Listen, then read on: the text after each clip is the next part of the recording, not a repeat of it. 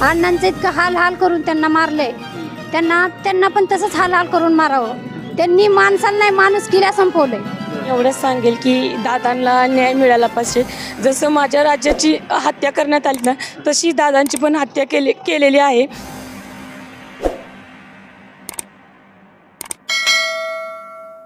नमस्कार, MS मराठीमध्ये आपल्या सर्वांचं स्वागत आहे. मी नाथा सावंत. संपूर्ण महाराष्ट्रामध्ये लक्ष लागलेलं म्हणजे बीड जिल्ह्यातील जो संतोष देशमुख यांची जी हत्या निर्गुणपणे करण्यात आली, याची पडसाद मात्र गावखेड्यामध्ये सध्या उमटत आहे. आणि अशातच टेंभुर्णी शहरामधून डॉक्टर बाबासाहेब आंबेडकर पुतळ्यापासून या मेणबत्ती मार्च या ठिकाणी काढण्यात आलेला होता आणि छत्रपती संभाजी महाराज स्मारकापर्यंत हा मार्च काढण्यात आला. यामध्ये बहुजन समाज, मराठा बांधव आणि इतर सर्व जाती धर्मातील लोक यामध्ये मोठ्या संख्येने उपस्थित आहेत. खरं तर कायदा व्यवस्था या ठिकाणी महाराष्ट्रामध्ये आहे का? आणि 3 महिन्यापासून जे प्रकरण आहे याला सोशल मीडिया असेल, समाज माध्यमातून यामध्ये फोटो व्हायरल केले जातात, तरीसुद्धा या मुख्य आरोपींना अटक केली जात नाही. टेंभुर्णीतील महिला आहेत, आपण यांच्या सगळं जाणून घेणार आहोत. या महिला आपल्यासोबत आहेत. ताई, काय मागणी असणार आहे की टेंभुर्णी शहरामध्ये आपण मेणबत्ती मोर्चा काढण्यात आलेला होता, यामध्ये आपण सहभागी झालेला? कॅन्डल निषेधसाठी जे जमलेत त्यांना एकच सांगणार आहे, मी पण त्याच गावची आहे.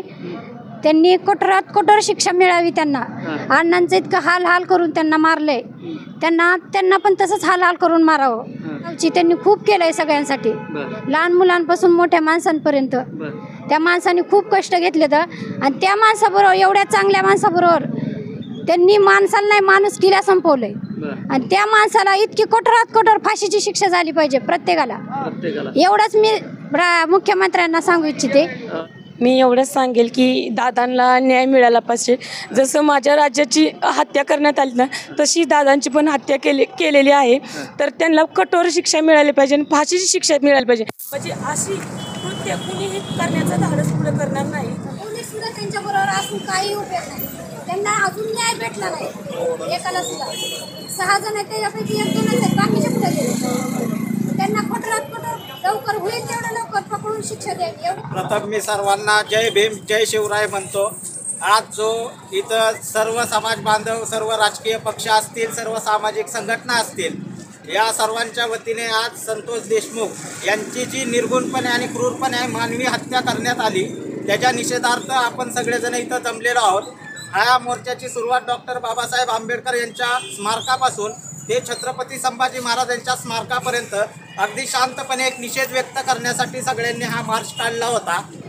आज मी तुम्हाला सांगतो की 9 डिसेंबर 2024 रोजी एका माणुसकीची हत्या करण्यात आली, मानवतेची हत्या करण्यात आली. फक्त संतोष अण्णाची हत्या झालेली नाही, तर इथं जर आपण सगळे माणूस म्हणून माणुसकीने जगतोय, या माणुसकीची हत्या त्या दिवशी झाली. आणि संतोष अण्णा देशमुख यांची हत्या करण्यामागचं कारण की तिथे जी कंपनी होती, तिथे जो मॅनेजर होता, त्याला जी खंडणी मागण्यासाठी जी वाल्मिक कराडची जी गँग गेली होती, तो एक बौद्ध समाजातला तरुण होता आणि त्याच्या मदतीसाठी संतोष अण्णा तिथे धावून गेले आणि त्यातून ही हत्या क्रूरपणे घडवण्यात आली.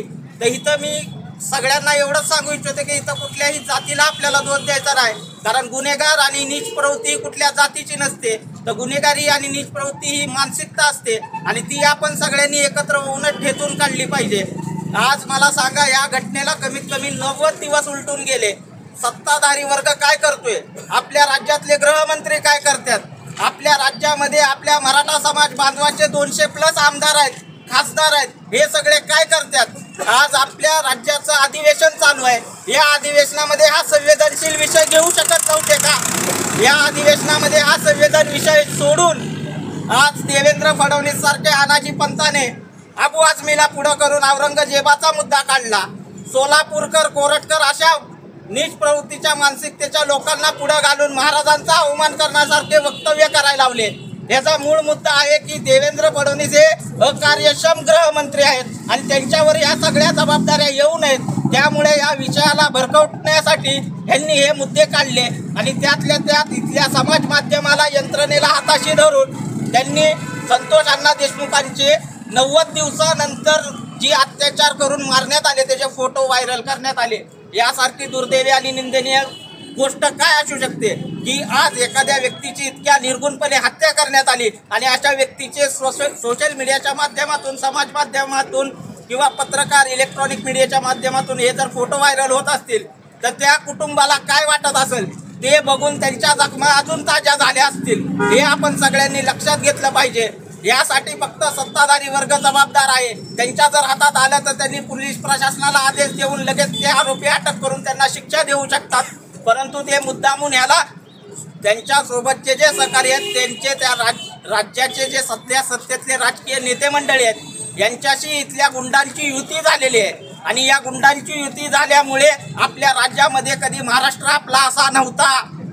या महाराष्ट्राचं अधपतन याच्या अगोदर कधीच एवढ्या खालच्या पद्धतीने झालेलं नाही. तर हे आपल्या सगळ्या समाज बांधवाने लक्षात घेतलं पाहिजे. आज ह्यांनी या घटनेवरून मराठा वर्सेस ओबीसी वाद लावण्याचा प्रकार केलेला आहे. आपण फक्त लक्षात घेतलं पाहिजे, आपण जोपर्यंत संघटित राहू तोपर्यंत सत्ताधारी वर्ग आपल्याला कधीच कुचलू शकत नाही. आपण जर विभक्त होऊन दंगली करत बसलो, जातीत वाद करत बसलो तर त्यांना ते फायदेशीर आहे. त्यामुळे आपण सगळ्यांनी ही गोष्ट लक्षात घेऊन सर्व समाजाने, कारण संतोष अण्णा काय फक्त एक मराठा समाजाचे व्यक्तिगत व्यक्ती नव्हते, तर ते सरपंच होते. एक कर्तव्यदक्ष संवैधानिक पदावर ते बसलेले होते, गावगाडा चालवत होते. आणि एखाद्या माणसावर अन्याय झालेला असताना तो अन्याय त्याला न्याय मिळवून देण्यासाठी ते गेले असता त्यांची हत्या झालेली आहे. त्याचबरोबर आता महाराष्ट्रामध्ये सोमनाथ सूर्यवंशी असतील, परभणीमध्ये जेव्हा संविधानाची विटंबना झाली त्यावेळेस ते सुद्धा लढत असताना त्यांची सुद्धा जेलमध्ये हत्या करण्यात आली. आज काल परवा बीड येथे, जालना येथे एका व्यक्तीला गरम साड्या त्याला पूर्ण नग्न करून त्याच्या गुप्त अंगाला त्याचे चटके देण्यात आले. अजून एक काल घटना घडली आष्टी या ठिकाणी, सुरेश दस या आमदारांचे निकटवर्ती खोक्या भाऊ म्हणून त्यांनी सुद्धा एका गरीब सर्वसामान्य माणसाला खूप जबर मारहाण केली बॅटीने. मग ह्या घटना कोण घडवते हे आपण लक्षात घेणं गरजेचं आहे. एकीकडे तुम्ही राजकारण करून न्याय मागण्याचा दिखावा करताय आणि एका ठिकाणी तुम्ही न्यायाला उशीर पण लावताय. आज 180 दिवसामध्ये चार्जशीट दाखल झालं पाहिजे होतं, परंतु CIDने 80 दिवसामध्ये संतोष देशमुखांचं चार्जशीट 1000 पानांचं करून दाखल केलं. मग 1000 पानांचं चार्जशीट दाखल केलं याचा अर्थ आपण काय समजलं पाहिजे? गुंडांना यांनी मोकळीक दिली का? जामीन करण्यासाठी एवढं मोठं चार्जशीट दाखल केलं का? अजूनही वेळ होता ना आपल्याकडे. तर या सर्व गोष्टीचा मी प्रथम सर्व समाज बांधवाच्या वतीने, मुरणी ग्रामस्थाच्या वतीने जाहीर निषेध करतो.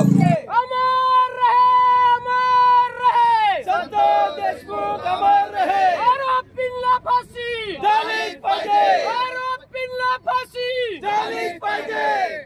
छत्रपती शिवाजी महाराज की जय. डॉक्टर बाबासाहेब आंबेडकरांचा विजय असो. जय भवानी, जय शिवाजी, जय भवानी, जय शिवाजी.